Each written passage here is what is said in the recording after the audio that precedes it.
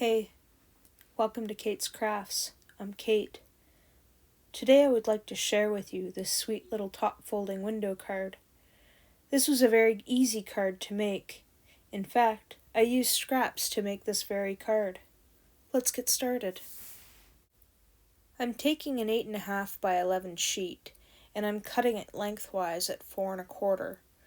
I will then score it at 5.5 to make my top folding card. You could make this a side folding card too, depending on which way you would like your viewer to view your card. So once I've scored that edge, I'm going to take my mat and I'm going to measure out where I want this acetate to be. This was a scrap of acetate that I had that was just over an inch in width. So I'm measuring out that I want to cut it at 3.5. So my first cut will be that, 3.5 inches. And once that's done, my second cut here will be an inch. Then that way I'll have a bit of room on either side of the acetate to be able to adhere it to my card. You see here I have about 1/8 of an inch on either side that I could use Scor Tape with. So here I've got a 1/2 inch width Scor Tape that I'm going to add to my card base, and this is what the acetate will sit on. I'll do this to both sides of the card. That way I've got a firm and sturdy piece of tape to hold the acetate to the card base.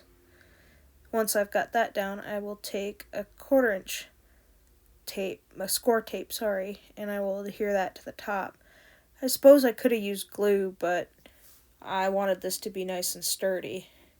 And if I really wanted it to be nice and sturdy, like really nice and sturdy, I probably could have used a bigger piece of acetate to create more stability in the front of the card because there is a break.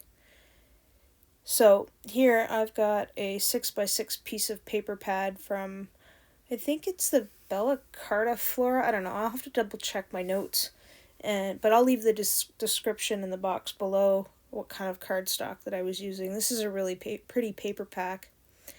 So here I've got 1/8 of an inch Scor Tape, and I'm just measuring that up and lining it across the bottom because I don't want too much of that hanging over to where you'll see it when you look at the card.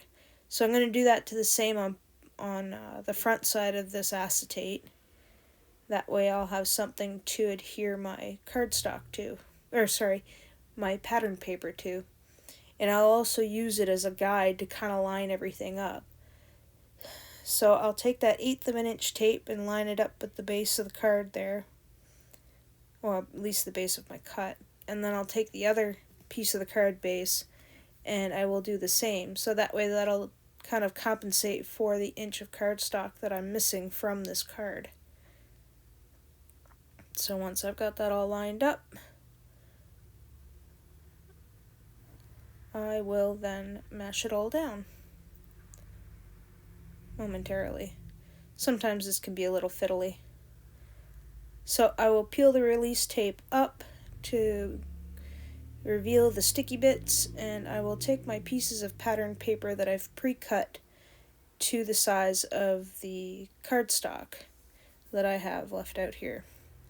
So I'm just taking that piece of paper and mashing it down on the adhesive, and then I'm going to take the little bit from the one that I left on there and kind of wiggle it off there with some tweezers. I mean, again, I probably could have used glue for this part, but I don't know. I guess I was being lazy and I didn't want to wait for dry time. So here I'll do the same with the other side. Line that up with the bottom because I haven't peeled the release tape off with the Scor Tape yet. And then I'll get that all nice and lined up and push it down. In a second here. Sorry, I'm a little ahead of myself. There we go.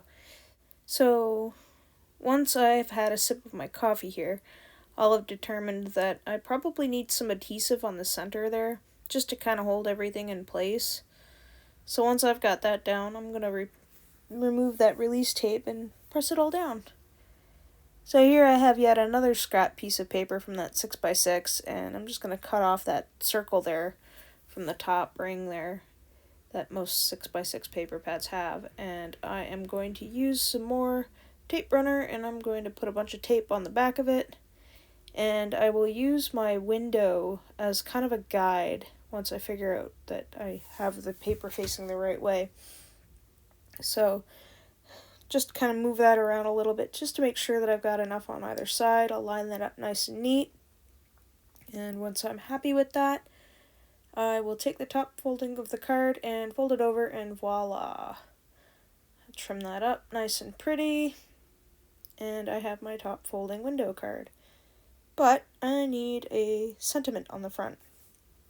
So here I'm just taking another scrap piece of paper that I have. I'd cut out some banners earlier for a separate card that I'd been working on, and I thought, well, I could probably use one of these. So I'm taking some Rustic Wilderness Distress ink, and I'm going to ink that up. It's a nice forest green. I think it will go lovely with the foliage on the flowers, because it's got a bit of a dark green to it. So I'll ink that up a couple of times so it's nice and crisp. And then I'll come back in with some Versamark ink to do a little bit of heat embossing. So once I've cleaned off my stamp, even though there's still a little bit of green on it, I find that I need a new Versamark ink pad because it is filthy and kind of embarrassing. So I'll set that off to the side, and I will pull out some Clear Wow embossing powder. And I will dump that all over the congratulations, just to kind of give it a little bit of interest. Dump that off and pour some more. Dump that off. I didn't use an anti-static powder tool for this because it's just clear. So once I've kind of heated that up yet, I will melt that all nice and pretty to give it a nice little shine. I love this part. It's so cool.